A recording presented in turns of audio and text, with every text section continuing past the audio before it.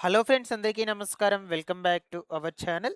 మన ఏపీ ప్రభుత్వము 2026 నూతన సంవత్సరం సందర్భంగా ఎట్టకేలకి రాష్ట్రంలో కొత్త పెన్షన్ల మంజూరుకు గ్రీన్ సిగ్నల్ అయితే ఇచ్చిందనమాట. ముఖ్యమంత్రి నారా చంద్రబాబు నాయుడు గారు ఒక జిల్లాకు 200 కొత్త పెన్షన్ల మంజూరుకు అవకాశం అయితే కల్పించారు. ఓకేనా?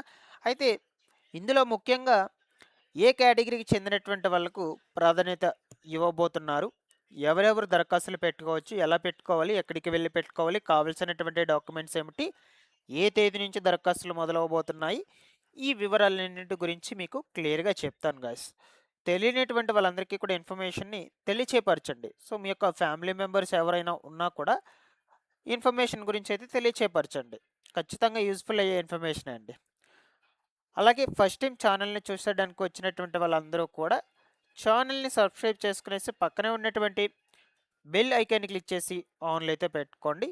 ఒకసారి టెలిగ్రామ్ ఛానల్‌ని కూడా విజిట్ చేయండి. అందులో కూడా జాయిన్ అయితే అవ్వండి. మీకు యూజ్ అయ్యే ఇన్ఫర్మేషన్‌ని అప్డేట్ అయితే చేస్తూ ఉంటాను. డిస్క్రిప్షన్‌లో అయితే లింక్ పెట్టేస్తున్నాను. లేట్ చేయకుండా టాపిక్‌లోకి గనక వచ్చేసినట్లయితే మనకు ఏపీ ప్రభుత్వము ఎట్టకేలకి కొత్త పెన్షన్ల మంజూరుకు గ్రీన్ సిగ్నల్ అయితే ఇచ్చేసిందండి. సో, అయితే ఇందులో ఒక చిన్న సమస్య వచ్చింది. సో, అన్ని కేటగిరీలకు చెందినటువంటి వాళ్ళకు ఈ అవకాశం అయితే కల్పించలేదన్నమాట. కేవలం కొన్ని కేటగిరీకి చెందినటువంటి వాళ్ళకు మాత్రమే అప్లై చేసుకోవడానికి అవకాశం అయితే కల్పించబోతుంది. అది ఎవరికి, ఎందుకు వీళ్ళకే కల్పిస్తూ ఉంది? ఎప్పటినుంచి దరఖాస్తులు పెట్టుకోవచ్చు? కావాల్సినటువంటి డాక్యుమెంట్స్ ఏమిటి? ఈ విధంగా వన్ బై వన్ అయితే డిస్కస్ చేసేసుకుందాం. ఓకేనా? సో, మనకు ఒక జిల్లాకు 200 మందికి మాత్రమే అవకాశం అయితే కల్పించబోతుంది. సో, చాలామంది కూడా ఆందోళన చెందుతూ ఉన్నారు. సో, ఇదేంటి వీళ్ళకి మాత్రమే అవకాశం కల్పిస్తున్నారు.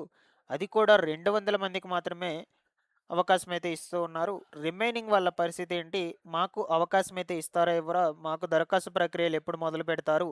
పెన్షన్స్ ఎప్పుడు ఇస్తారు? అని చాలామంది కూడా అడుగుతూ ఉన్నారు. దాని గురించి కూడా చెప్తాను. ఓకేనా? సో, ఇప్పుడు ఎవరెవరికి అవకాశం ఇస్తున్నారంటే దీర్ఘకాలిక వ్యాధిగ్రస్తులు అండ్ అలాగే క్యాన్సర్ రోగులు ఎవరైతే ఉన్నారో వీళ్ళు, దాని తర్వాత వికలాంగులు. ఓకేనా? సో, వీళ్ళకి ముందుగా ఈ కొంచెం ఆర్థిక సహాయంగా ఉండేందుకు ఈ పెన్షన్‌లను మంజూరు చేసేందుకు ప్రభుత్వం నిర్ణయం అయితే తీసుకునింది గైస్. ఓకేనా? సో, వీళ్ళకి కొంచెం ఆర్థికంగా, సో, మనకి మనీ పరంగా కొంచెం సపోర్ట్ అయితే ఇచ్చేందుకు ఈ నిర్ణయం అయితే తీసుకొని ముందుగా వీళ్ళకి పెన్షన్‌లను మంజూరైతే చేస్తూ ఉందన్నమాట. ఇక రిమైనింగ్ కేటగిరీ వాళ్ళకి కూడా ఇస్తారు. డోంట్ వర్రీ, మీరెవరు కూడా ఆందోళన చెందాల్సిన అవసరం అయితే లేదు. ఇప్ సో, ఇక్కడ దీర్ఘకాలిక వ్యాధిగ్రస్తులు అంటే ఎవరెవరు వస్తారు? ఎవరెవరు దరఖాస్తులు పెట్టుకోవచ్చు? ఇక్కడ చూడొచ్చు. సో, ఓకేనా? ఎగ్జాంపుల్‌గా షుగరు, దాని తర్వాత రక్తపోటు, బీపీ, దాని తర్వాత హృదయ సంబంధ వ్యాధులు ఉన్నటువంటి వాళ్ళు, కిడ్నీ సమస్యలు, ఆస్తమా, క్యాన్సర్. సో, ఇవన్నీ కూడా ఈ కేటగిరీ కింద అయితే వస్తాయన్నమాట. సో, వీళ్ళందరూ కూడా దరఖాస్తులు అయితే పెట్టుకోవచ్చు. బట్ ఇక్కడ మనకు కేవలం కొంతమందికి మాత్రమే అవకాశం అయితే కల్పిస్తూ ఉన్నారు. సో, అన్ని డాక్యుమెంట్స్ పర్ఫెక్ట్‌గా ఉన్నటువంటి వాళ్ళు ముందుగా దరఖాస్తులైతే పెట్టుకోవచ్చనమాట. ఎందుకంటే వాళ్ళ దగ్గర అన్ని డాక్యుమెంట్స్ అన్నీ కూడా కరెక్ట్‌గా ఉంటాయి కాబట్టి వాళ్ళు వెంటనే దరఖాస్తులు చేసుకుంటారు. వాళ్ళకి పెన్షన్‌లు అనేటువంటివి పంపిణీ జరుగుతాయి ముందుగా. సో, మీ దగ్గర డాక్యుమెంట్స్ లేకపోతే మీరు వెళ్లి దరఖాస్తులు పెట్టుకోలేరు కదా! సో, అందువల్ల మీరు డాక్యుమెంట్స్ అనేటువంటి వాటిని రెడీగా చేసి పెట్టుకోనండి. సో, మనకు ఖచ్చితంగా జనవరి నెల నుంచి వీటికి సంబంధించిన దరఖాస్తులైతే మొదలవబోతున్నాయండి. ప్రొసీడింగ్స్ అయితే ఇస్తారు మనకు. ఇప్పుడు నేను ఏవైతే చెప్పానో ఈ కేటగిరీకి చెందినటువంటి వాళ్ళందరూ కూడా. ఓకేనా? సో, దాని తర్వాత క్యాన్సర్ రోగులు మీకు ఆల్రెడీ చెప్పాను. వికలాంగులు, డిజేబిలిటీ పెన్షన్స్ తీసుకునేటువంటి వాళ్ళు, వీళ్ళకి సదరం సర్టిఫికేట్‌లో 40% అయితే అబోవ్ ఉండాలన్నమాట. ఇక దీర్ఘకాలిక వ్యాధిగ్రస్తులు, క్యాన్సర్ రోగులకు అప్లై చేసుకోవాలనుకుంటే మెడికల్ సర్టిఫికేట్ ఉండాలి. వికలాంగుల పెన్షన్‌కి అప్లై చేసుకోవాలనుకుంటే సదరం సర్టిఫికేట్ ఖచ్చితంగా ఉండాలన్నమాట. ఈ సర్టిఫికేట్స్ లేకున్నట్లయితే మీరు దరఖాస్తులైతే పెట్టుకోలేరు. ఓకేనా? ఆ సర్టిఫికేట్స్‌తో పాటుగా కింద డాక్యుమెంట్స్ అయితే చూపిస్తాను మీకు. ఈ డాక్యుమెంట్స్ అన్నిటిని కూడా తీసుకువెళ్ళాలి అప్లై చేసుకునేటప్పుడు.